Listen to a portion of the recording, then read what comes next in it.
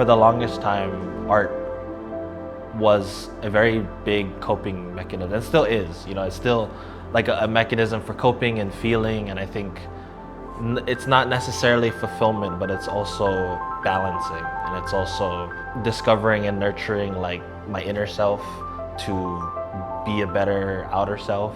And I think that part of creating is necessary for me to even be a functioning person like in society.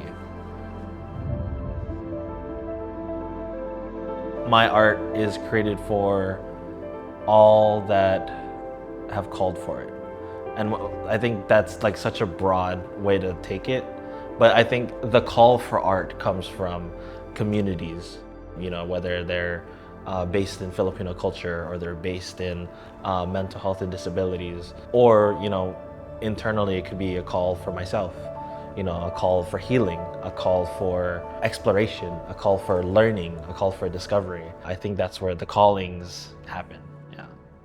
We are installing for the People Power exhibition at the Hawaii State Library. This guy's gonna live in one of the sections. The show kind of commemorates and talks about the revolution that happened in the Philippines with the reign of Marcos. And how it's important to remember that, to not forget the tragedies and the pride that people put up with to make Philippines great.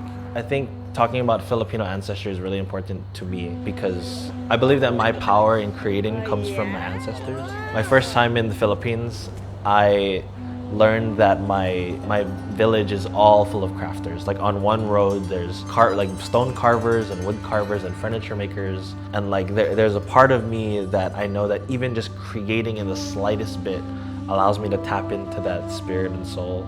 And I think that it's very much of a blessing and for me to think about that I'm creating along with this lineage of people. And even in developing community works, like murals and community projects, I think the visual of many people in a village lifting up a house, many hands doing a big purpose, I think that is so inherent in doing community work, that many hands coming together to do something great is so important.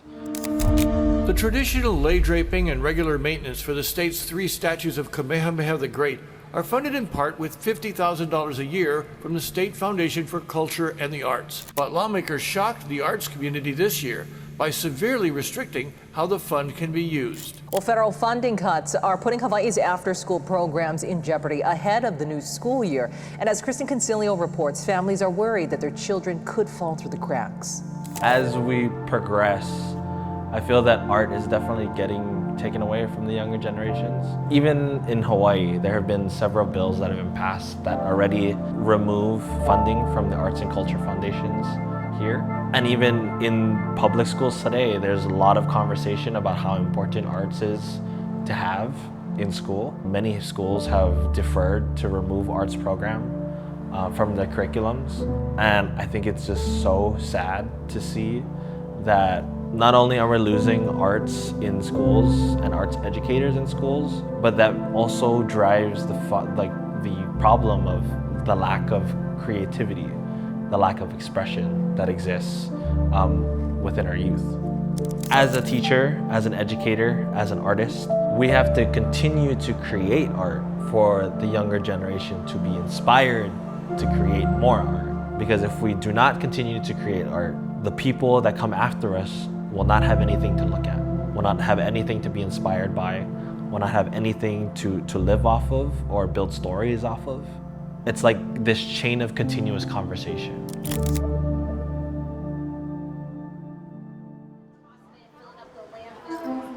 If I was to give a call for artists on a regular daily basis of what artists can do for their communities, I would say literally ask the people in charge, ask the owner of the restaurant, ask the owner of the coffee shop. You don't get what you don't ask for. I got to connect with a lot of council members and state people because I willingly went into town hall meetings. You can go to a town hall meeting and address your feelings. You can go to an email address and email your representative, your city representative, and say, I want to do this cool thing. Let me know how I can do it. You know, literally ask. To the creative people out there, keep creating. Keep doing what you do. In this place that we are now, you do not have to be loud in the sense of what you believe is loud. You can be loud from the easel, from your computer, from your desk, but believe that everything that you create today will live through generations tomorrow. And if you have a cool idea that you believe in today, tell everybody that you know about it, even if they feel like they're out of your way, if they don't want to listen to you. If you believe in that idea to the truest of your heart and mind, go do the damn cool thing.